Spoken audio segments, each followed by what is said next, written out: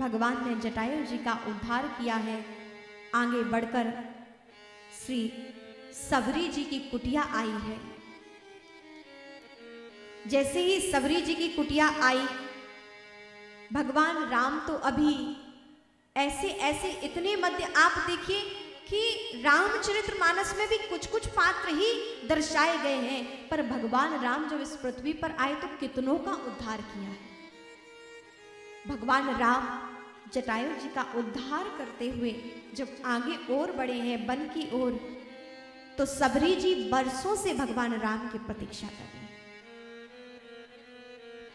सबरी जी के गुरुजी ने कहा था कि हे पुत्री, राम आएंगे। सबरी जी की इतनी अनन्य निष्ठा, इतनी अनन्य भक्ति, ये देखकर गुरुदेव परम प्रसन्न हो गए और गुरुदेव ने कहा था, हे पुत्री, जैसी तुम्हारी भक्ति है, तुम्हारी भक्ति का प्रताप ऐसा है कि तुम्हें राम को खोजने नहीं जाना पड़ेगा। एक दिन राम तुम्हें खोजते खोजते आएंगे। तुम्हें राम की खोज नहीं करनी पड़ेगी, राम तुम्हारी खोज करते तुम्हारे द्वार पर आएंगे, तुम्हें दर्शन देंगे। और कहते हैं कि जब गुरुदेव का देहावसान हुआ, गुरुदेव ब्रह्मलीन हो गए, तो कुटिया में अकेले निवास करते हुए निरंतर राम की प्रतीक्षा में, ये गुरुदेव थे तो एक संबल था, भक्ति का संबल था, लेकिन अब हमारा उद्धार कैसे होगा।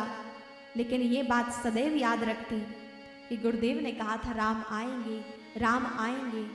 और जब गुरुदेव का देहावसान हुआ तब सबरी जी की अवस्था बहुत छोटी थी, बाल्यकाल अवस्था थी, लेकिन भगवान राम की प्रतीक्षा में उनकी युवा अवस्था भी व्यतीत हो गई, प्रौढ़ अवस्था भी व्यतीत हो गई, वृद्धा अवस्था भी मानो व्यतीत होने को है, मृत्यु मानो समीप दिखाई देती है।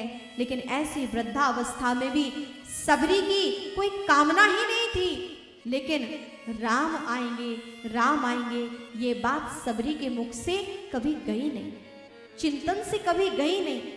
सबरी निरंतर भगवान राम के लिए बाल्यकाल से पुष्प बिछाती हैं भगवान राम के लिए कि मेरे राम आएंगे, राम आएंगे। कितनी लंबी प्रतीक्षा सबरी जी के जीवन में। हम लोग थोड़ा सा भजन करते हैं और चाहते हैं कि भगवान हमें दर्शन दे दे।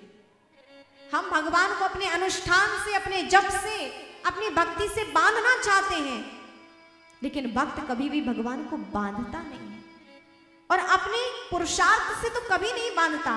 पुरुषार्थ अपितु भगवान को प्राप्त करने के लिए किया गया कार्य, नियम, अनुष्ठान, साधना, इससे भक्त भगवान को कभी नहीं बांधता। बस वो तो करता रहता है, निरंतर भगवान का चिंतन, भगवान को पाने के लिए निरंतर क्रियान्वित रहता है, बस इस आस में कि प्रभु दर्शन देंगे। और हम लोग भगवान से कहते हैं हमने आपका इतना जप किया, इतना ध्यान किया, प्रभु दर्शन दो, हमारी कामना पूरी करो। भगवान परीक्षा का विषय नहीं है, और जो ही हमारी कोई कामना पूरी नहीं होती है तो हम अपने इष्ट को ही बदल देते हैं। भगवान कृष्ण ने नहीं सुनी, चलो हम अब खाटू श्याम जी को मानेंगे। खाटू श्याम जी नहीं सुन पाए, चलो अब बालाजी को मानेंगे।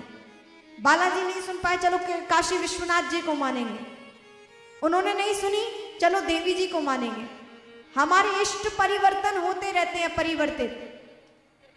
लेकिन नहीं, परीक्षा का विषय नहीं परमात्मा, परमात्मा तो प्रतीक्षा का विषय है।